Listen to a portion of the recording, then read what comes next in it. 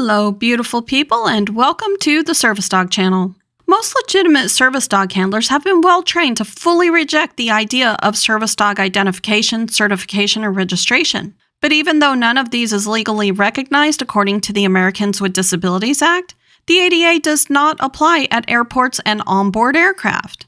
The Air Carrier Access Act applies in these places, and the Department of Transportation does require documentation to be provided to airlines for access to airports and aircraft. It's a whole different ballgame when it comes to flying. Documentation can be required for every trip a service dog team takes. To make things more convenient and alleviate some of the burden of the paperwork, some airlines have instituted programs through which teams can be pre-approved, in some instances, for up to 2 years at a time. That's where the Service Animal ID and the Service Dog Pass come into play. Alaska Airlines, Sun Country Airlines, JetBlue, and Allegiant all use the Open Doors organization. And American Airlines offers the Service Dog Pass program. The Open Doors organization accepts the required Department of Transportation forms and keeps them on file for future use with the 4 previously mentioned airlines for up to 1 year. When the required Department of Transportation documentation is provided electronically, the Open Doors organization issues a Service Animal ID. The ID is good for 1 year or when the rabies vaccine expires, whichever comes first. Then this ID can be used to book future travel without resubmitting the necessary documentation. Here is the contact information for the Open Doors organization in case you have any questions. On the other hand, American Airlines offers 2 different options. If you go to their website, you'll see the link to the Department of Transportation forms, along with instructions regarding the forms. There's a link to submit them electronically, and that's how you use their internal system to get a Service Animal ID that'll be good for 1 year or when the dog's rabies vaccination expires, whichever occurs first. This system is free. The second program American offers is the Voluntary Service Dog Pass. It costs $20, but there's a good reason for that. The Service Dog Pass is a third-party program not owned or operated by American, but by the American Service Dog Access Coalition. The Service Dog Pass program allows users to submit the Pass ID numbers instead of the Department of Transportation forms. It's different than the other Service Animal ID programs because it assures the credibility of the team by verifying the person is really disabled and that the dog has been tested to make sure it's really trained. There are 2 ways to get a Service Dog Pass.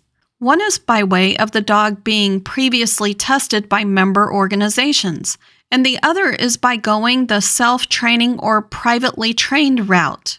Remember, this is strictly voluntary for the sake of convenience and establishing proof of credibility.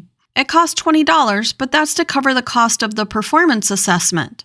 Service dogs who graduated from member organizations would be those tested by the standards established by the Assistance Dogs International Organization, Association of Service Dog Providers for Military Veterans, or International Guide Dog Federation. Additionally, service dog teams that have taken the International Association of Canine Professionals public access test and have been approved by an authorized administrator of the IACP are also eligible for a Service Dog Pass.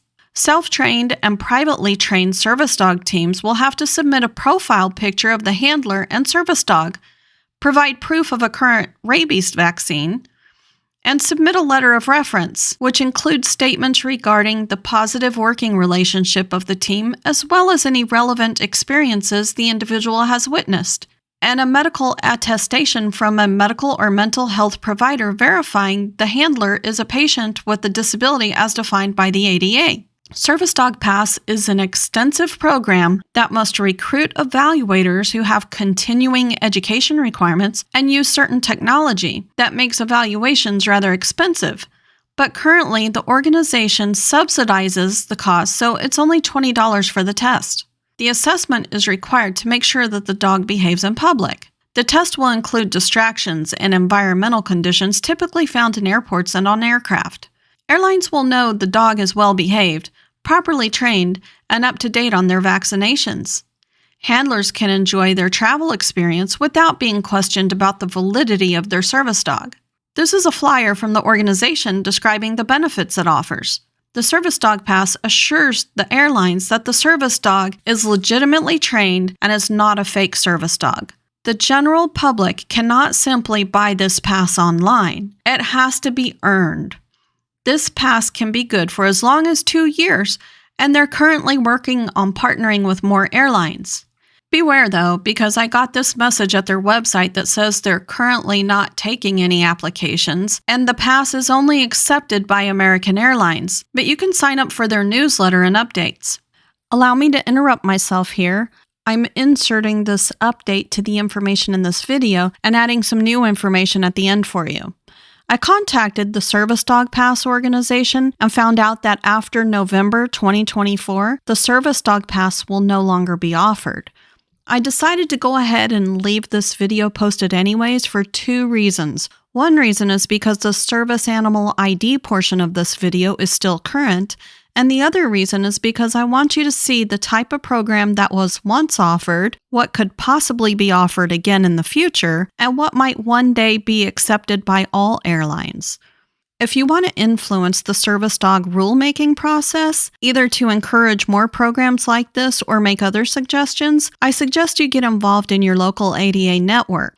Go to the website to find your regional ADA center, select your region, and bring up their website address and contact information. When you click on their website and then the Resources tab on the left-hand column, you should get something like this.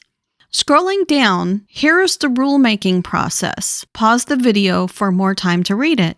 Here's the shortcut to the website. Subscribe to the Service Dog channel to stay informed about more service dog news.